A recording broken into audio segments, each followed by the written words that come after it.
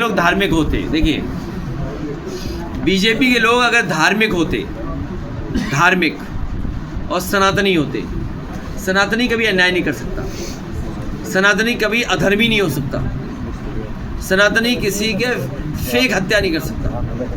और अगर वाकई धर्म के प्रति इन्हें लगाव होता तो एक व्यवस्था बहुत अच्छी करते, जिससे कावड़ के लोग सुविधा के साथ और बड़ी सुरक्षित तरीके से, और जो धर्म की चीज़ें पालन करते हुए जाना पड़ता है वो पालन करके जाते। जैसे उदाहरण के लिए जब मैंने ये देखा कि 7,000 से ज़्यादा लोग केदारनाथ में एक घटना की वजह से जान चली गई थी, आप आंकड़े निकलवा लेना, 7,000 से ज़्यादा लोगों की जान गई थी।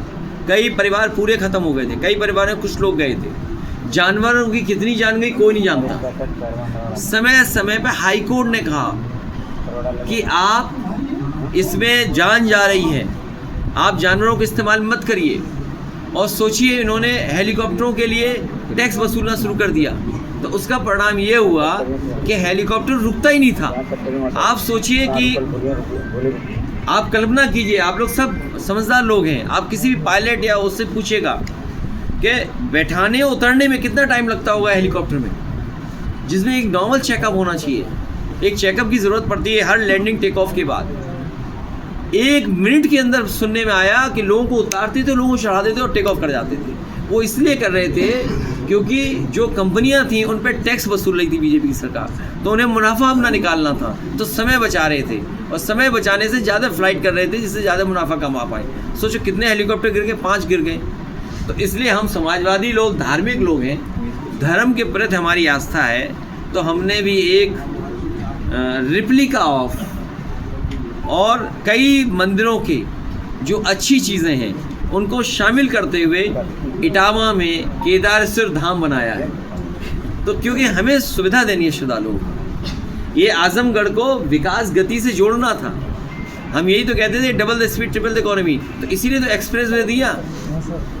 अरे तुम इतने धार्मिक हो तो तुमने इंफ्रास्ट्रक्चर क्यों नहीं बनाया वैसा? ये केवल वोट के लिए धार्मिक है, वोट के लिए, याद रखना। वरना क्या आप किसी के जाने के बाद मंदिर धोएंगे आप? मुझे याद है कन्नौज में वहाँ के पुजारी हमारे बहुत परिचित हैं। वो जब मैं पहला चुनाव लड़ने गया था तब भी वो पुजारी मंदिर के थे। मैं जब पूजा पाठ करके गौरी शंकर मंदिर के निकला, पुजारी मना करते रहे बीजेपी को कि मंदिर मत धो। बीजेपी के लोगों ने मंदिर धोया, सोचिए आप, गंगा जल से।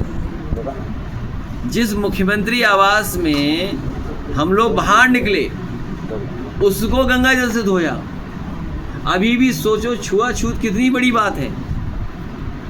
जब आप विकसित भारत बनना चाहते हो, विश्व गुरु बनाना चाहते हो, और छुआछूत की बात करोगे, दलितों के साथ भेदभाव करोगे, आधी आबादी के साथ भेदभाव करोगे आप, तो ये जो लोग हैं ये एक दिन आपको भी खत्म कर देंगे। इसलिए आप भी बचिए। लेकिन शंकराचार्य ये कह रहे हैं कि जो कथा कहने का जो हक है वो ब्राह्मणों को है, और दूसरी बात की जो धीरेन्द्र शास्त्री है उन्होंने कहा है कि अगर हम कथा, अच्छा मुझे ये बता दो, अच्छा चलो मैं आपका सवाल का जवाब है, जैन और बुद्ध को क्या मानोगे? हिंदू मानोगे नहीं मानोगे? तो बस बताइए हमें। अगर बहस लंबी करनी तो आ जाओ, बहस कर लो। इसलिए शंकराचार्य जी से हम बहस नहीं कर सकते, वो धर्म के सबसे बड़े वो हैं।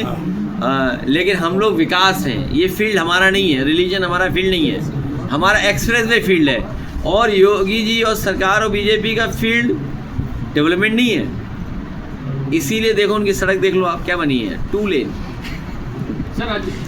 और सुनने में आया है कि अभी तक तो, हालांकि मजाक वाली बात नहीं है, किसी की तकलीफ और परेशानी में हम वो बात नहीं कर सकते, लेकिन ये फोटो की बीमारी देखिए क्या है।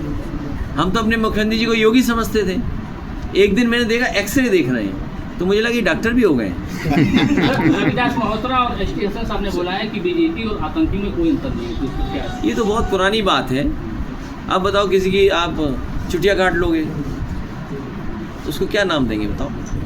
सर, जिस तरीके से बीजेपी का कोई बड़ा नेता अगर बयानबाजी करता है, हेट स्पीच देता है, तो उसकी सदस्यता नहीं जाती है। लेकिन अगर विपक्ष का कोई भी बड़ा नेता अगर देता है या विधायक देता है तो उसकी सदस्यता रद्द चली जाती है। जिससे आप बात ये मुझे दुख है इस बात का कि संविधान के रास्ते पर भारतीय जनता पार्टी नहीं चल रही है। चाहे वो रमाकांत यादव हों, अब्बास हों, मोहम्मद आजम खान साहब हों, या हमारी पार्टी का इरफान सोलंकी हो।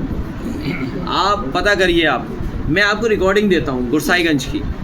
हमारे यहाँ टाउन एरिया का चुनाव था गुरसाईगंज का, मैं वीडियो देता हूँ आपको। सड़क पे पड़े हुए हज़ारों आधार कार्ड देता हूँ। पूरी बीजेपी मिलकर के हमें हराने के लिए नकली आधार बना रही थी, नकली आधार वोटिंग के दिन। और जिस पत्रकार को चाहिए वो वीडियो लेना, या आपके मित्र होंगे कन्नौज में गुरसाई, उनसे लेना वीडियो। और आप खुद जानते होंगे बीजेपी के लोग वोट वाले दिन आधार नकली बनाते हैं। अच्छा, अगले नकली, रुक जाओ, भागो मत यार, हैं तो